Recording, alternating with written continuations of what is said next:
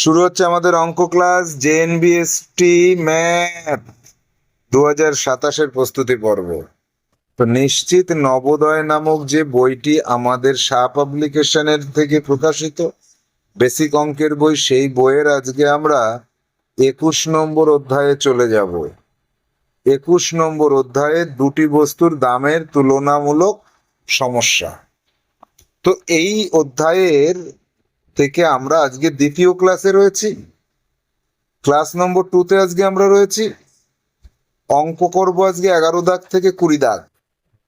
প্রথম ক্লাসে 1 থেকে 10 পর্যন্ত আমরা অঙ্ক করেছিলাম। সেখানকার সিডাব্লিউ এইচডাব্লিউ কমপ্লিট করা আছে সকলের। আজকে তোমরা সিডাব্লিউ তে কালো কালি হাতে নিয়ে বসো, কালো কালির পেন এবং খাতা হাতে নিয়ে বসো।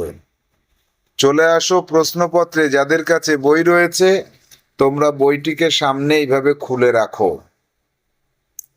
11 দাগে সোজা চলে আসো, 224 পৃষ্ঠা বের করো। বইয়ের 224 পৃষ্ঠাতে আছে এই অঙ্কগুলো। দেখো, 11 দাগের সমস্যা এখানে রয়েছে। সমস্যাটি সবাই বই থেকে পড়ে নাও। কি আছে? একটি বাগানে যতগুলি আম গাছ আছে প্রত্যেকটিতে ততগুলি করে আম আছে। ওই বাগানে 25টি আম গাছ আছে। বাগানের সব আম বিক্রি করে 3125 টাকা পাওয়া গেল। 6টি আমের দামে 5টি পেয়ারা পাওয়া যায়। একটি পেয়ারার দাম কত টাকা? একটা ভেরি ভেরি ইম্পর্টেন্ট অঙ্ক ছিল, কিন্তু বর্গঘন চ্যাপ্টারটা যেহেতু পরীক্ষার যে সিলেবাস সেখানে সরাসরি উল্লেখ নেই, তারপরেও আমরা ভেরি ভেরিটা কেটে দিলাম, শুধু ইম্পর্টেন্ট অঙ্ক হিসেবে রাখলাম। এখানে আমি দুটো চ্যাপ্টারকে এক জায়গায় করে দিয়েছি। কম্বিনেশন এরকম থাকে কিন্তু পরীক্ষায়, দুটো চ্যাপ্টারের কম্বিনেশনে একটা চ্যাপ্টার আমরা করতে পারি। মানে একটা চ্যাপ্টারের যে কোনো একটা অঙ্ককে দুটো চ্যাপ্টারের কম্বিনেশনে আমরা করতে পারি, সেই কম্বিনেশন করে দিয়েছি আমি এখানে। তাহলে দেখো, যতগুলি ততগুলি। তাহলে ওই বাগানে 25টি আম গাছ আছে। এই জায়গাটা আরেকবার লক্ষ্য করি আমরা। এই জায়গাটায় কি লেখা আছে? 25টি আম গাছ আছে। তাহলে এই 25টি আম গাছের প্রত্যেকটাতে 25টা করে আম আছে। তাহলে একটা গাছে 25টা আম হলে 25টা গাছে কয়টা আম রাজমন্ডল? গুণ করো। 625। 625টি আম আছে।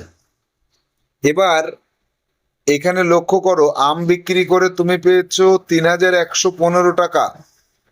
বুঝে বুঝে এই জায়গাগুলো আমরা পুরো ফ্রেশ করে করছি না, এখন ফ্রেশ করে তুমি খাতায় করবে। তাহলে 3125 টাকা হচ্ছে 625টি আমের দাম। 625টি আমের দাম, আমের দাম 3125 টাকা লিখে নাও। তাহলে একটি আমের দাম কত? 3125 ভাগ 625। এখানে বলেছে 6টি আমের দামে 5টি পেয়ারা পাওয়া যায়। তাহলে আমি 6টি আমের দাম বের করব। 6টি আমের দাম বের করতে গিয়ে আমাকে কি করতে হবে? এখানে আবার 6 গুণ করে দিতে হবে। এই যে যে জায়গাটা পেলাম, এই জায়গাটা নিজেরা করো তাড়াতাড়ি। সিডাব্লিউ এটা 3125কে 5 দিয়ে ভাগ করো, 625কে 5 দিয়ে ভাগ করো, তাড়াতাড়ি করো। 3125কে বারবার ভাগ করতে থাকো, 5 দিয়ে কাটতে থাকো, তাহলে 625 হয়ে যাবে। এবার কাটতে কাটতে কাটতে কাটতে দেখো 5 অবশিষ্ট থাকছে। 5-এর সাথে 6 গুণ করলে 30 টাকা হবে। 30 টাকা। তাহলে 6টি আমের দাম পেলাম 30 টাকা। 6টি আমের দাম কত?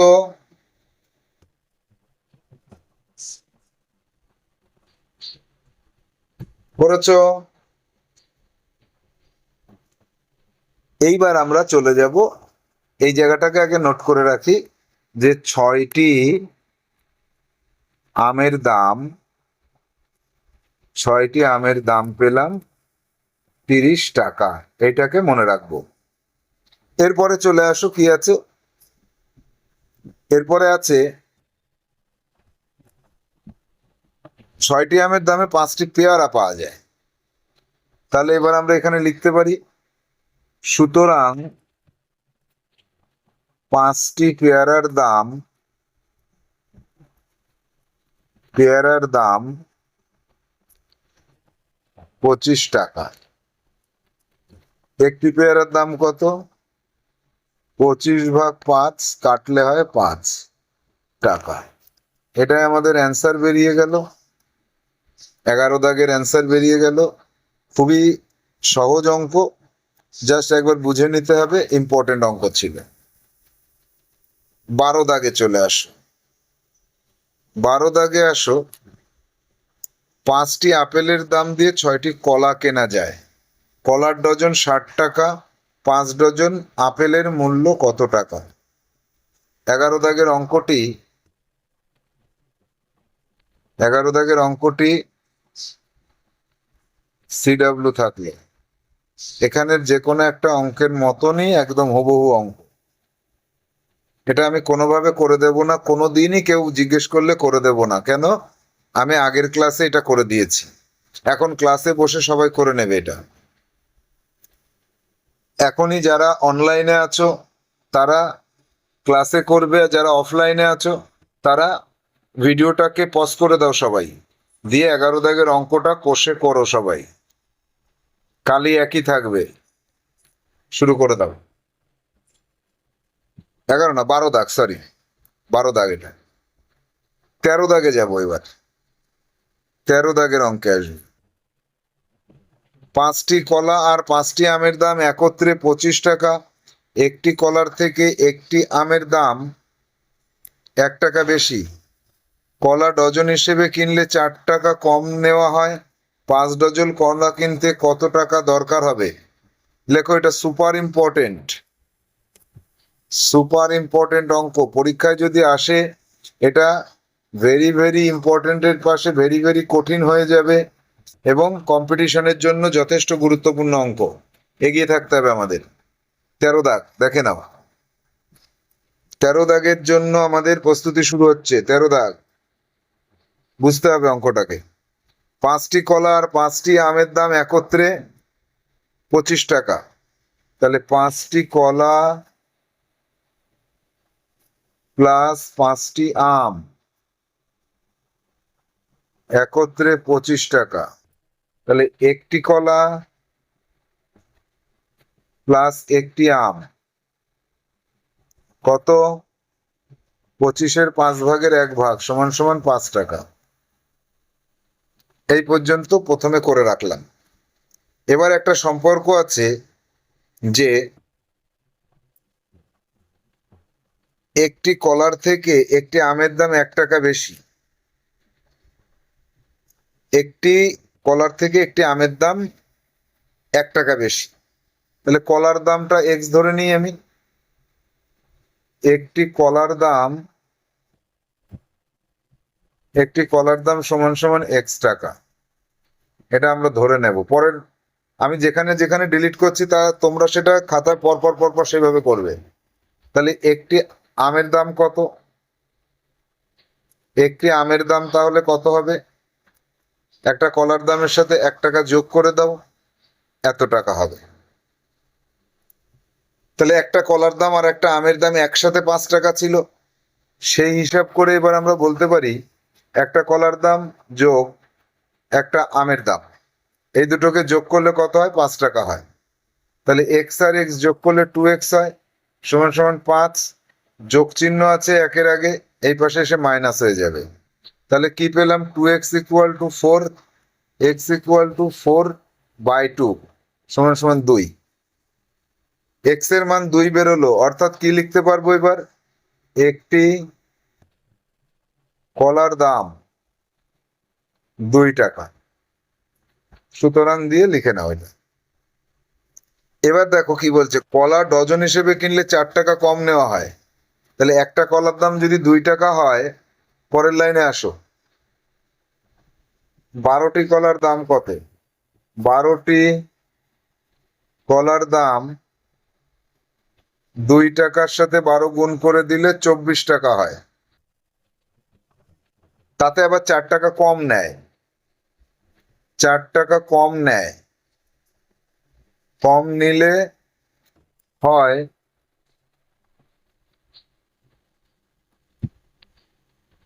20 টাকা। তাহলে 1 ডজন কলা কিনতে গেলে আমার দাম 24 টাকা, কিন্তু আমার দিতে হবে 20 টাকা। তাহলে 5 ডজন কলা কিনতে কত টাকা লাগবে? তাহলে 1 ডজনের দাম পড়ছে 20 টাকা, 1 ডজনের দাম আসছে 20 টাকা। তাহলে 5 ডজনের দাম আসছে 20 × 5 সমান সমান 100 টাকা। Super important, super super. অঙ্কটাকে আবার প্রথম থেকে বোঝার চেষ্টা করো সবাই, যে আমি কি করলাম, পাঁচটি পাঁচটি আছে 25 টাকা, একটি একটি 5 টাকা বের করলাম। এবার একটা কলার দামের থেকে একটা আপেলের দাম 1 টাকা বেশি, এই সম্পর্কের ভিত্তিতে আমি এক্স আর x+1 দিয়ে এক্স এর মান 2 টাকা বের করে নিলাম। তাহলে একটা কলার দাম 2 টাকা হলে 12টা কলার দাম 24 টাকা বের করলাম, তার থেকে 4 টাকা ছাড় পেলাম। ছাড় পেলে আমার আসলো 20 টাকা। 1 ডজন কলার দাম 12 মানে 1 ডজন, 5 ডজনের দাম 5×20 100 টাকা। পরপর পরপর স্টেপ অনুযায়ী আমার উত্তর চলে আসলো। 13 দাগ, ভেরি ভেরি ইম্পর্টেন্ট অঙ্ক। এবার চলে যাব 14 দাগে। 14 দাগের অঙ্কটা দেখো, পড়তে হবে। বই দেখে পড়ে নাও সবাই, যাদের কাছে নিশ্চিত নবোদয় বইটি আছে, আর যাদের কাছে নেই তারা এখান থেকে দেখো। 6টি বালক আর 7টি বালিকার মধ্যে চকলেট বিতরণ করা হবে। প্রতিটি বালক 3টি করে চকলেট পাবে। সকল বালকের তুলনায় 10টি চকলেট বেশি পাবে। প্রতিটি চকলেটের মূল্য 5 টাকা। ওই চকলেটের দামে 23টি বিস্কুটের প্যাকেট পাওয়া যায়। একটি চকলেট আর একটি বিস্কুটের প্যাকেটের মূল্য একত্রে কত? এটা হচ্ছে সুপার ইম্পর্টেন্ট বলা যাবে না, মানে মোটেই ইম্পর্টেন্ট না, কিন্তু সুপার কঠিন অঙ্ক। কঠিনের দিক থেকে ভীষণ কঠিন, কিন্তু পরীক্ষা আসার সম্ভাবনা 0%। কারণ নবোদয় স্কুলের পরীক্ষায় এখন এত কঠিন অঙ্ক আর আসছে না।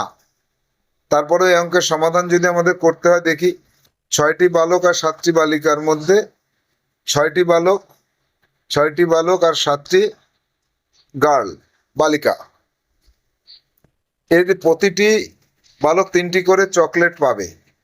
তাহলে বালক 6 জনে 3টে করে হলে 18টা চকলেট পাচ্ছে বালকরা। এবার বলছে যে সকল বালকের তুলনায় 10টি চকলেট বেশি পাবে। তাহলে সকল বালকের চকলেট ছিল কত? এই সকল কথাটা এখানে ইম্পর্টেন্ট, 18টি। এর সাথে যোগ করো 10, কত হবে? 18 আর 10 28টি। তাহলে সকল বালিকা মিলে 28টি চকলেট পেল। তাহলে 7 জন বালিকা 28টি পেলে, একজন বালিকা কয়টা করে চকলেট পায়?